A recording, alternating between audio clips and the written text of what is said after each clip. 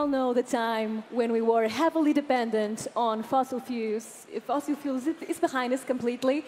But how has disruptive technology has enabled the big energy players to move on? That is the question. So here in this keynote, BP's Chief Commercial Officer for Technology, Steve Cook, will explore how companies like BP are harnessing some of these technologies to make energy more sustainable today. So please welcome Steve Cook.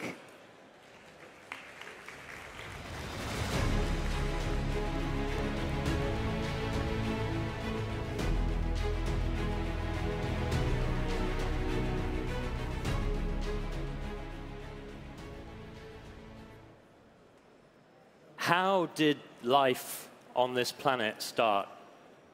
That's a huge question.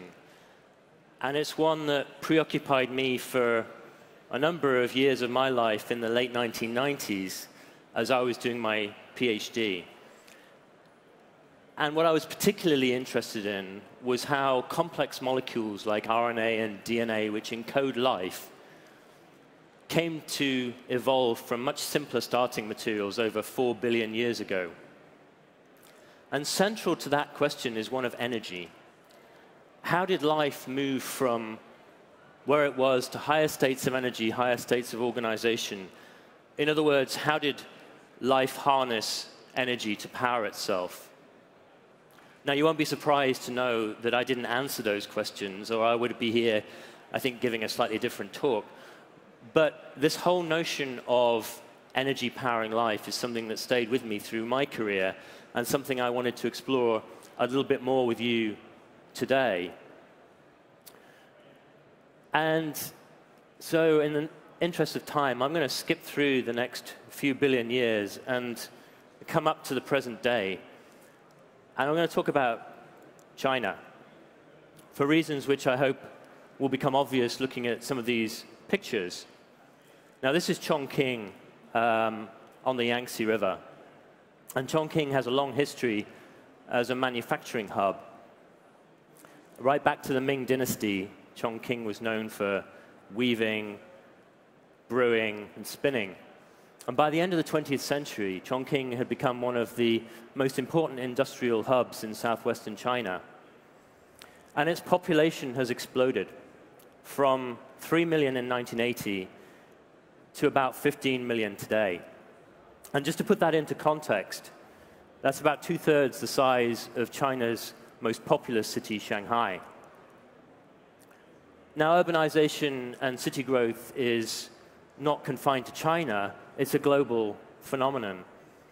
And just last year, the International Energy Agency estimated that over the next 25 years, the world will add another city the size of Shanghai every 4 months.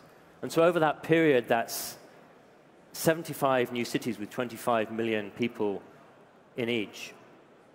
And I think that quite starkly illustrates the intensity and scale of energy demand that's going to come with a trend like this.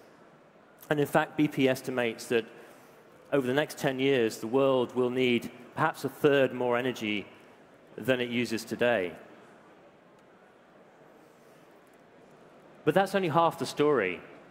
We need to radically reduce emissions of greenhouse gases, and we need to do it quickly if we're going to tackle climate change. Now, you probably all know that emissions are going in the wrong direction. So by 2040, if projections are to be believed, we'll be emitting 10% more energy by 2040, whereas we need to cut those emissions in half. And if you look at last month's report by the Intergovernmental Panel on Climate Change, they go even further, suggesting that by 2030, emissions need to be reduced by 45% in order to limit global temperature rises to 1.5 degrees, as opposed to the below 2 degree scenario in the Paris Agreement. So the world needs a lot more energy, but we also need to radically reduce emissions. And that's what we in BP call a dual challenge, providing the energy that the world needs to drive human prosperity, and at the same time radically reducing emissions to meet society's goals. And the need to address this challenge is pressing, not least because we know that energy drives human progress. And I don't just mean urbanization and city growth. I mean the energy that's required to lift people out of poverty. It was interesting to hear Tim Berners-Lee at the launch event last night talking about the fact that half the world is now on the web. Of course, that means the other half isn't. And in order to get on the web, you need to have energy. And the World Bank estimates that about 1 billion people on this planet are living without electricity today. That's 15 in every 100 people. And if you go to sub-Saharan Africa, that number rises to 60 in every 100 people. And at the same time, about 3 billion people are cooking today with polluting fuels such as kerosene, wood, charcoal, and dung. And that leads to significant health impacts, with about 4 million people facing shorter lifespans because of indoor pollution. And these are all people whose lives could be dramatically improved by better access to better energy.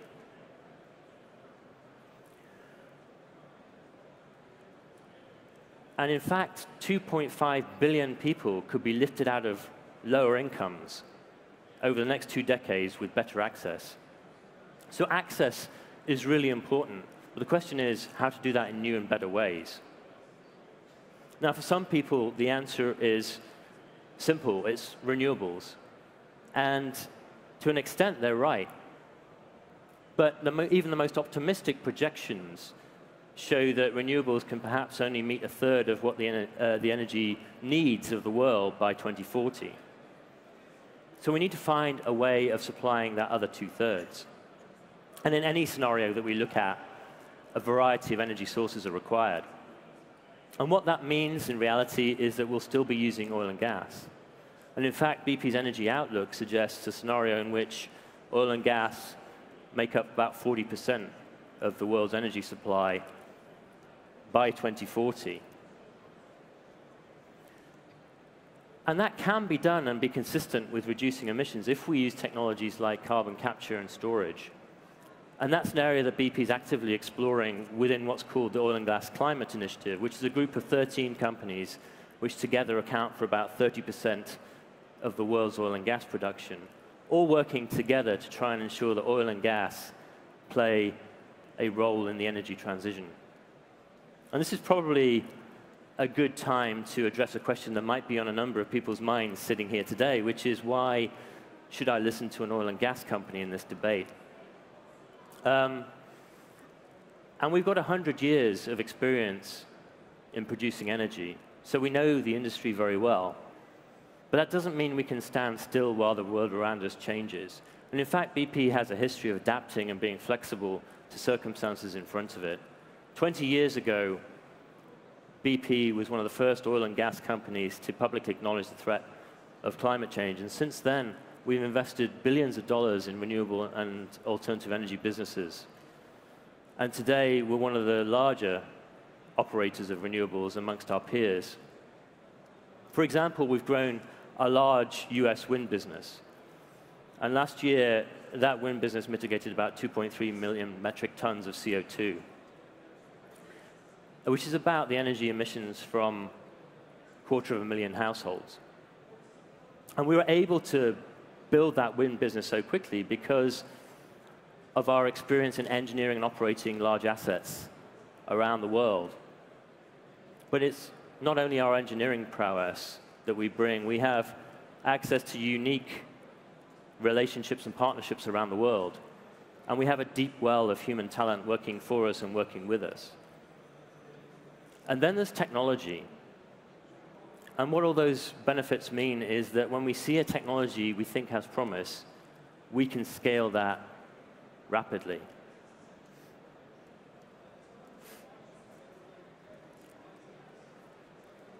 And so when we think about technology, there are a number of huge technology trends which are sweeping through our industry, just as they have with other industries.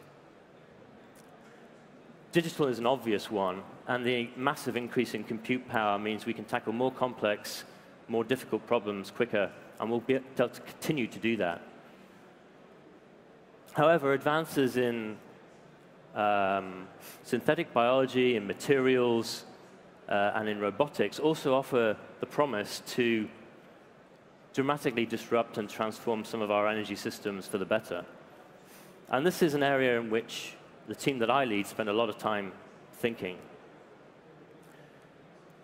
And the BP Technology Outlook, which we published earlier this year, suggests that technology could deliver 70% of the emissions reductions required to meet the Paris agreements if those are backed by policy, consumer, and other developments.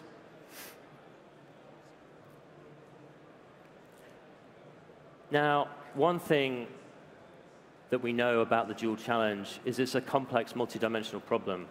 And people need to come together to experiment, to try things, to adapt and fail and do all of that again. And one thing we know about evolution is that a forcing pressure can sometimes act to incentivize creativity and innovation. And one of the forcing pressures that we think could be important is the carbon price. And it's something that we include in all of our analysis around major projects that we build around the world. But all that being said, there's no one company or one entity that can deliver a lower carbon future by itself. And that's not a justification for inaction. It's a call to action. In other words, we need to work together. So innovators, entrepreneurs, scientists, engineers, business people, the public, governments, all need to come together to form a vibrant, flexible, and adaptive ecosystem that most of all can generate energy innovation.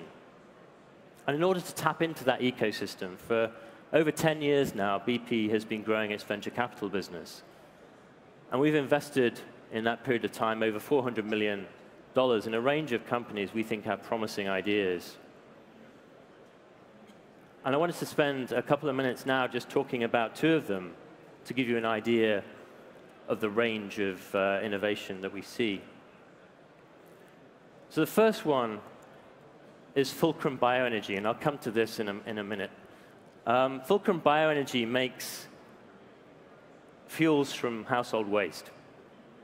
Many of you will have flown here to this event, and the aviation industry is facing huge pressure to reduce its CO2 emissions.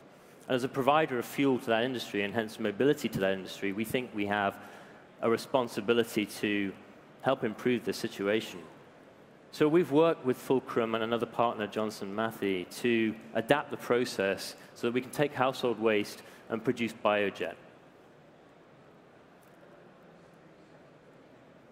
And we've adapted that process so that it now works. And the reactors in this process look a lot like baked bean cans, hence the picture. In fact, we call the technology cans. And BP's adapted the recipe for the catalyst inside these cans when we don't use actual beans, to the point at which we've now tripled productivity and halved the cost of that process. And what that means is, for example, you could take the household waste from 175,000 UK homes and use that to power 180 return flights between London and New York using biojet. And moving on to my second example, and kind of continuing the theme of fascinating photographs, this is a concrete block. But it's not an ordinary concrete block. It's a concrete block made by a company called Solidia. And what Solidia have done is reinvented the way in which cement and concrete are produced.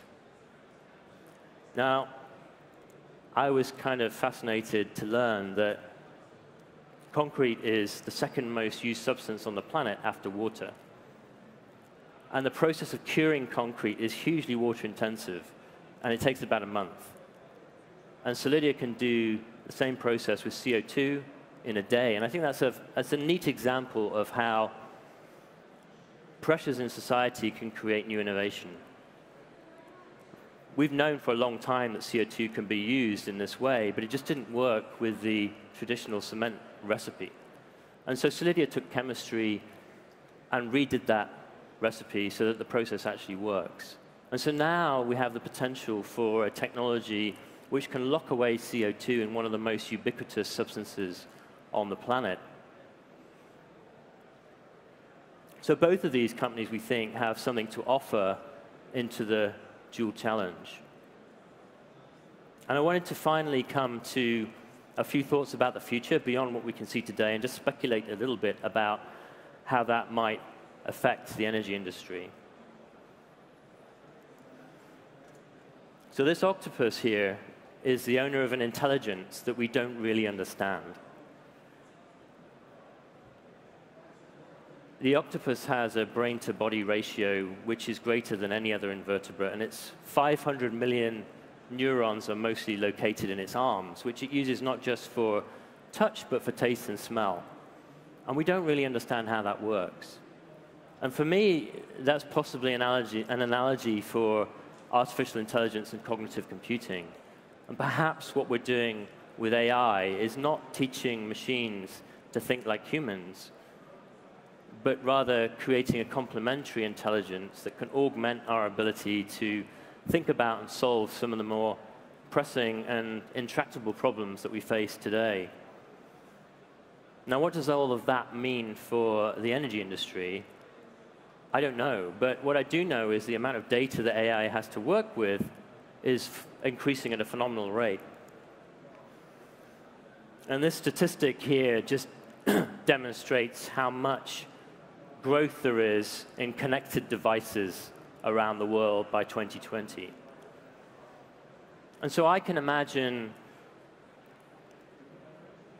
super optimized smart grids linked to autonomous vehicles. I can imagine industries running highly optimized operations, predictive operations that are autonomous. I can imagine even design at a molecular level of new materials and testing of those in silico. And then there's biology. So the cost and time it takes to synthesize and sequence new genetic material has plummeted recently.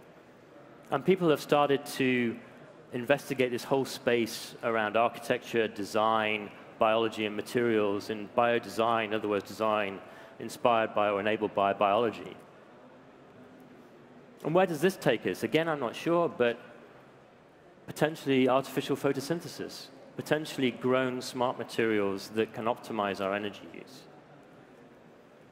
So I don't know where all of this will lead us, but what I do know is that the future is rushing towards us, as are the complex issues around energy. Now, I mentioned at the start of this talk that I didn't find the answer to the origin of life in my PhD, but what I did discover was that science and technology is fundamentally a collaborative endeavor. People need to be able to come together, test ideas, experiment, fail, adapt, and try again.